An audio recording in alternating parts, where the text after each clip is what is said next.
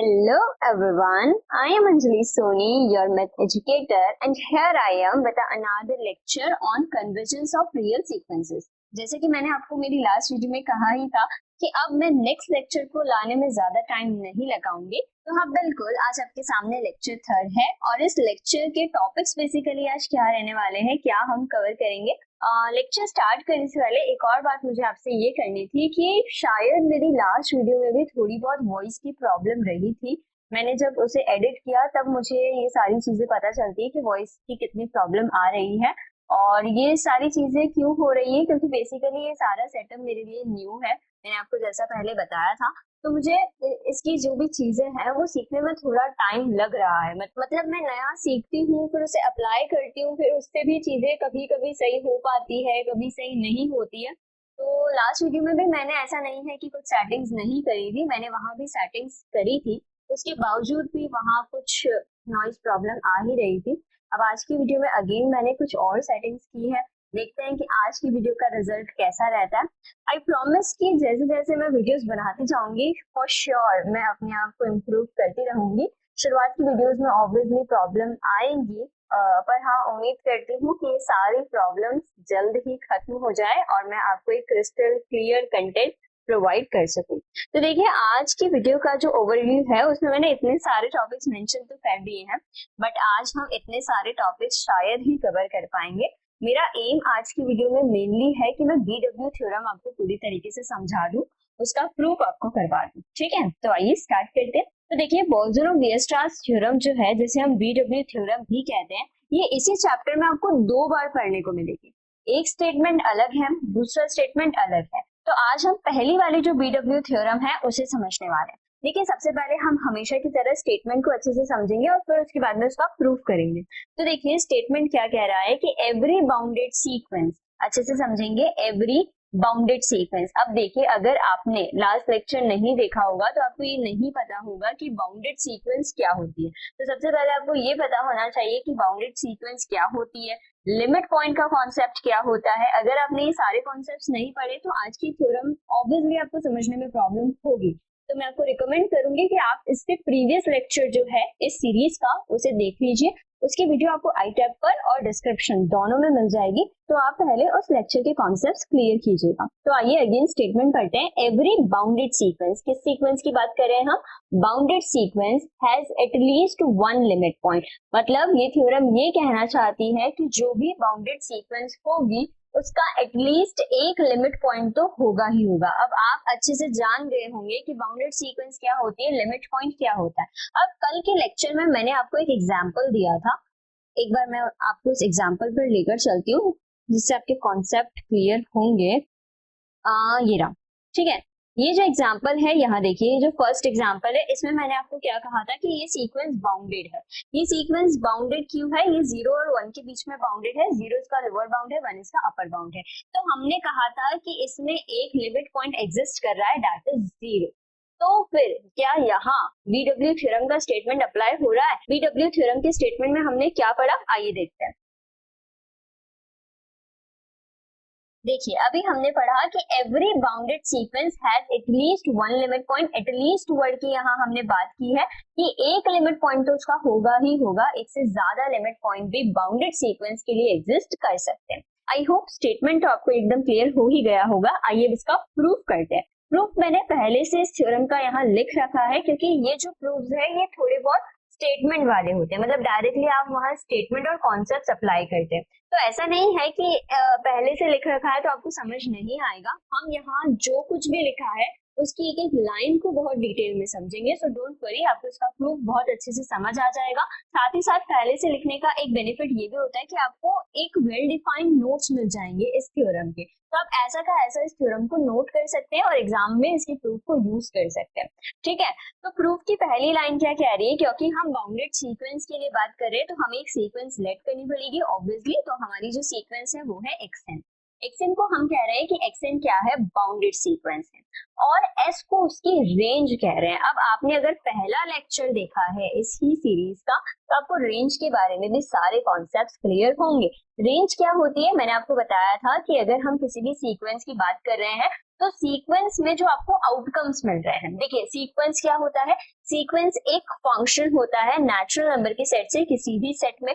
तो हम यहाँ नेचुरल नंबर्स पर वो फंक्शन अप्लाई करते जा रहे हैं और हमें दूसरे सेट से कुछ रिजल्ट्स मिलते जा रहे हैं। अब वो जो रिजल्ट्स हमें मिल रहे हैं ना, उसे हम उस सीक्वेंस की रेंज कहते हैं, क्योंकि उस सेट में तो बहुत सारे एलिमेंट्स एग्जिस्ट कर ही रहे हैं ना, तो वो उसकी कोडोमेन कहलाएगी। बट जो एलिमेंट्स हमें एज अ रिजल्ट मिल रहे हैं फंक्शन अप्लाई करने के बाद, उन्हें हम क्या कहते हैं, रेंज ऑफ सीक्वेंस कहते हैं।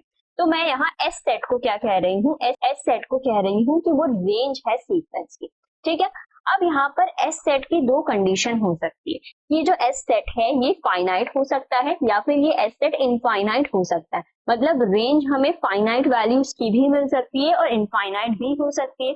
तो पहला केस हम ये लेकर चल रहे हैं जब हमारी रेंज जो है इस सीक्वेंस की वो क्या है, फाइनाइट है। अब रेंज अगर किसी सीक्वेंस की फाइनाइट है तो यहाँ से आप क्या समझ पा रहे हैं कि उस सीक्वेंस के अंदर वही टर्म्स क्या हो रही होगी, इनफाइनाइट टाइम्स रिपीट हो रही होगी। क्योंकि हमने बहुत सारे ऐसे एग्जांपल्स देखे थे, जैसे मैं फिर से आपको कल वाले एग्जांपल्स पर लेकर चलूं तो आपको कुछ नोटिस करने को मिलेगा। देखिए मैं बताती हूँ आपको, यहाँ ये जो सेकंड एग्जांपल है, यहाँ देखिए क्या टर्म्स आपको देखने को मिल रही है, -1 देन 1 देन -1 देन 1 देन -1। तो यहाँ सिर्फ दो ही वैल्यूज रिपीट हो रही है, 1 और -1। तो इसकी रेंज में तो दो ही वैल्यूज आएगी ना, 1 और -1, क्योंकि रेंज एक सेट होता है और सेट के अंदर हम सिर्फ डिस्टिंक्ट वैल्यूज को ही लिखते हैं। बट जब हम सीक्वेंस लिखेंगे तो उसमें तो हमें हर एक वैल्यू को लिखना पड़ेगा। तो यहाँ से आप क्या समझ पा रहे हैं कि रेंज अगर फाइनाइट सेट है, इट मींस उस सीक्वेंस में इनफाइनाइट टाइम्स कोई ना कोई वैल्यू क्या हो रही है, रिपीट हो रही है। इस बात पे ध्यान देना जरूरी है, क्यों, क्योंकि जो नेक्स्ट कॉन्सेप्ट है वो मैं इसी बात से लिंक करूंगी। फिर से रिपीट कर देती हूँ कि अगर आपकी जो सीक्वेंस है उसकी रेंज फाइनाइट है, इट मींस आपकी सीक्वेंस में वही टर्म्स इनफाइनाइट टाइम्स रिपीट हो रही है। आई होप आपको यहाँ तक कोई प्रॉब्लम नहीं है। आइए अब मैं आपको क्या समझाना चाहती हूँ वो बताती हूँ। देखिए आपको लिमिट पॉइंट का कॉन्सेप्ट भी क्लियर होना चाहिए। लिमिट पॉइंट क्या होता है, वो पॉइंट लिमिट पॉइंट कहलाता है जिसके नेबरहुड में उस सीक्वेंस की इनफाइनाइट टर्म्स एग्जिस्ट करती है। क्लियर है? अब देखिए, अब आप पढ़ेंगे ना तो आपको एकदम क्लियर हो जाएगा। अब मैं कह रही हूँ कि देन अगर आपका एस सेट फाइनाइट है, इट मींस रेंज फाइनाइट है, then there exist a real number alpha such that xn is equal to alpha for infinite values of n। यहाँ से आपको बात समझ आई मैं क्या कहना चाह रही हूँ? देखिए कि मैं आपको बताती हूँ मैं क्या कहना चाहती हूँ। देखिए मेरे पास अगर सीक्वेंस है xn जिसमें क्या टर्म्स आ रही है, 1 आ रही है, -1 1 -1 एंड सो ऑन, इसी तरीके से वहां टर्म्स आएगी। तो मैंने इसकी रेंज बनाई। रेंज क्या है? रेंज में सिर्फ -1 और 1 आएगा। अब मैं क्या कहना चाह रही हूँ? अब मैं ये कहना चाह रही हूँ, आई होप आपको ये सारी चीजें विजिबल हो, ठीक है। अब मैं ये कहना चाह रही हूँ कि अगर रेंज फाइनाइट है तो एक अल्फा तो यहाँ ऐसा एग्जिस्ट करेगा ही जो xn अल्फा के बराबर होगा for infinite values of n। तो क्या मैं यहाँ 1 और -1 को अल्फा कह सकती हूँ? ऑब्वियसली यहाँ 1 और -1 रियल नंबर्स है, वो यहाँ किसका काम कर रहे हैं? अल्फा का काम कर रहे हैं। और यहाँ हम यही कह रहे हैं कि इनफाइनाइट वैल्यूज अल्फा के बराबर ही है। इसका मतलब क्या? हमने लास्ट लेक्चर में क्या पढ़ा था? लिमिट पॉइंट क्या होता है? जहां सीक्वेंस की इनफाइनाइट टर्म्स एग्जिस्ट करती हो। और यहाँ तो xn खुद ही अल्फा के बराबर है और अल्फा उसी के नेबरहुड में बिलोंग करता है ऑब्वियसली। तो क्या हम अल्फा को इस सीक्वेंस xn का लिमिट पॉइंट कह सकते हैं? तो ऑब्वियसली हम अल्फा को इस सीक्वेंस का क्या कह सकते हैं? लिमिट पॉइंट कह सकते हैं। कब? जब हमारा s क्या हो? फाइनाइट सेट हो, तो अल्फा उसका लिमिट पॉइंट कहलाएगा। क्यों? क्योंकि इनफाइनाइट वैल्यूज उसी के आसपास है, या फिर ऐसा कहना ज्यादा सही है कि इनफाइनाइट वैल्यूज वो अल्फा खुद ही है। तो यहाँ प्रूव हो गया कि उसके पास एटलीस्ट एक लिमिट पॉइंट तो एग्जिस्ट करेगा। और यहाँ जो मैंने एग्जांपल दिया है, इस एग्जांपल में उसके पास दो लिमिट पॉइंट्स एग्जिस्ट कर रहे हैं। अब हम सेकंड केस लेकर चलते हैं जब हमारा एस क्या हो? इनफाइनाइट सेट हो। एस अगर इनफाइनाइट सेट है मतलब रेंज जो है उसमें इनफाइनाइट वैल्यूज आ रही है। अगर रेंज में इनफाइनाइट वैल्यूज आ रही है और कंडीशन ऑलरेडी हमारे पास है कि xn क्या है? बाउंडेड है। अब अगर xn बाउंडेड है तो ऑब्वियसली उसका कुछ लोअर बाउंड होगा और उसका कुछ अपर बाउंड होगा। अब लोअर बाउंड और अपर बाउंड के बीच में ही सीक्वेंस की टर्म्स आनी है, ये तो बात आपको समझ आ गई ना। तो अपर बाउंड से बाहर जा सकती है ना लोअर बाउंड से बाहर जा सकती है, आनी उसी रेंज में ही है। और यहाँ हम कह रहे हैं कि इनफाइनाइट टर्म्स भी आएंगी, क्योंकि रेंज खुद ही इनफाइनाइट है, तो फिर वही इनफाइनाइट टर्म्स जब और ज्यादा रिपीटेशन में आ जाएंगी तो कितनी सारी टर्म्स उस सीक्वेंस में हो जाएंगी। सो ऑब्वियसली उसके पास एटलीस्ट एक ना एक लिमिट पॉइंट तो होना ही पड़ेगा, क्योंकि इतनी सारी सीक्वेंस की टर्म्स जाएंगी कहाँ, उसे किसी ना किसी के तो नेबरहुड में आना ही पड़ेगा। बहुत सारी टर्म्स तो किसी एक पॉइंट के नेबरहुड में ही होगी। तो वही बात मैं आपको समझाना चाह रही हूँ कि अगर एक्सटेंड बाउंडेड है तो उसकी रेंज भी बाउंडेड होगी, मतलब कुछ ही वैल्यूज के बीच में हमें उस सीक्वेंस की टर्म्स मिलेंगी। एस ऑलरेडी हमें क्या दे रखा है, इनफाइनाइट सेट दे रखा है, साथ ही साथ इसी एस को हमने बाउंडेड भी प्रूव कर दिया है। पहले एस हमें सिर्फ इनफाइनाइट सेट गिवन था, हमें एस बाउंडेड नहीं गिवन था, ध्यान दीजिएगा इस बात पे।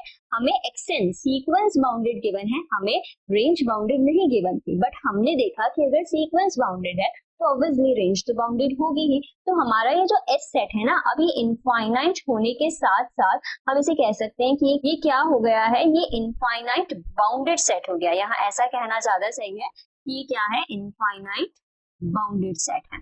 और अब हम यहाँ क्या अप्लाई करेंगे, यहाँ BW theorem of sets apply करेंगे। अभी हम बीडब्ल्यू थ्योरम किसके लिए पढ़ रहे हैं, सीक्वेंस के लिए पढ़ रहे हैं। तो according to BW theorem of sets, जो बीडब्ल्यू थ्योरम है सेट्स की, वहां से हम क्या कह सकते हैं, वहां से हम ये कहेंगे कि अगर हमारे पास कोई इनफाइनाइट बाउंडेड सेट होता है तो उसके पास एटलीस्ट एक लिमिट पॉइंट तो होता ही है। तो यहाँ हम कह रहे हैं कि इस एस सेट के पास क्या होगा, एटलीस्ट एक लिमिट पॉइंट होगा, जो कि कौन है, अल्फा। अब हम क्या कह रहे हैं, हमने ये प्रूफ कर दिया कि अल्फा किसका लिमिट पॉइंट है, अल्फा इस रेंज एस का लिमिट पॉइंट है। बट हमें किसका लिमिट पॉइंट प्रूव करना है, सीक्वेंस का लिमिट पॉइंट प्रूव करना है। तो उसके लिए हम क्या कह रहे हैं, देखिए अब सारी बात हम किसकी कर रहे हैं, हम सेट एस की कर रहे हैं। अब सेट एस का अगर कोई लिमिट पॉइंट है तो उस लिमिट पॉइंट के नेबरहुड में उस सेट की इनफाइनाइट टर्म्स एग्जिस्ट करेंगी ना। तो वही बात हमने ये कहा है कि S has infinite many points in the neighbourhood of alpha. S के पास इनफाइनाइटली मेनी पॉइंट्स होंगे, अल्फा के नेबरहुड में ही होंगे। और अगर अल्फा के नेबरहुड में इनफाइनाइट पॉइंट्स आ रहे हैं एस के, तो वो सारे ही पॉइंट्स सीक्वेंस में भी तो आ रहे हैं। Each neighbourhood of alpha contains infinite numbers of members of S. अगर अल्फा के नेबरहुड में एस के इनफाइनाइट नंबर ऑफ मेंबर्स आ रहे हैं, इसका मतलब क्या, एस के मेंबर्स कौन है, जो सीक्वेंस के मेंबर्स है ऑब्वियसली। तो यहाँ हम कह सकते हैं कि जो हमारी एक्सटेंड सीक्वेंस है वो कहाँ बिलोंग करेगी, अल्फा माइनस एप्सिलॉन से अल्फा प्लस एप्सिलॉन में ही बिलोंग करेगी। और इस बात से ही हम क्या कह सकते हैं कि अल्फा हमारी सीक्वेंस का क्या है, लिमिट पॉइंट है। तो दोनों ही केस में, जब हमारी रेंज फाइनाइट थी और जब हमारी रेंज इनफाइनाइट थी, दोनों ही केस में हमने क्या कर दिया है, अल्फा को उस सीक्वेंस का लिमिट पॉइंट प्रूव कर दिया है। हमने स्टेटमेंट में कहा था कि एटलीस्ट एक लिमिट पॉइंट होना चाहिए, तो हमने प्रूव कर दिया कि एटलीस्ट एक लिमिट पॉइंट तो होगा ही, उससे ज्यादा लिमिट पॉइंट्स भी एग्जिस्ट कर सकते हैं। आई होप आपको इस थ्योरम का प्रूफ एकदम क्लियर हो। आइए एक बार क्विकली इस थ्योरम को फिर से रिवाइज कर लेते हैं। देखिए स्टेटमेंट कहता है कि हर बाउंडेड सीक्वेंस के पास एटलीस्ट वन लिमिट पॉइंट तो होगा ही।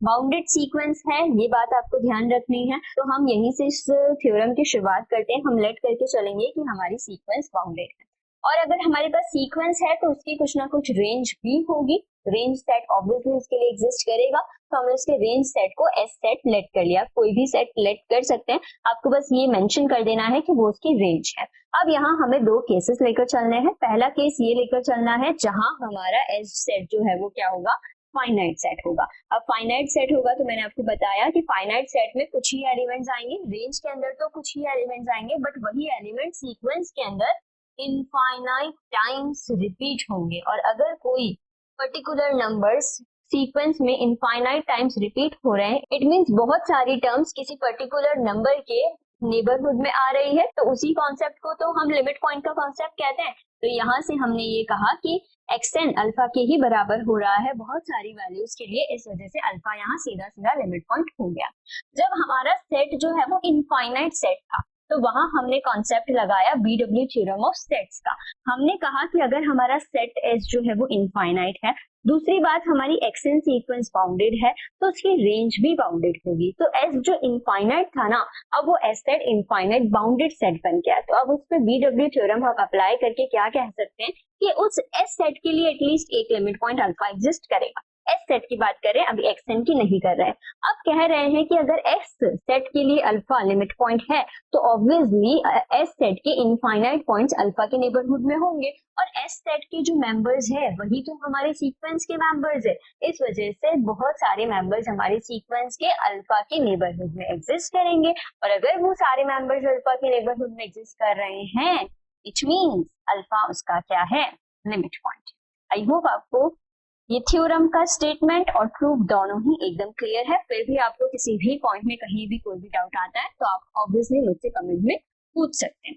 अब आइए एक बार इसका कन्वर्स देख लेते हैं कि कन्वर्स इस थ्योरम का ट्रू है या नहीं है। तो साफ साफ यहाँ मैंने लिखा है the converse of above theorem need not be true. अब कन्वर्स स्टेटमेंट आई होप आपको पढ़ना आता होगा कि कन्वर्ट किस तरीके से पढ़ा जाता है।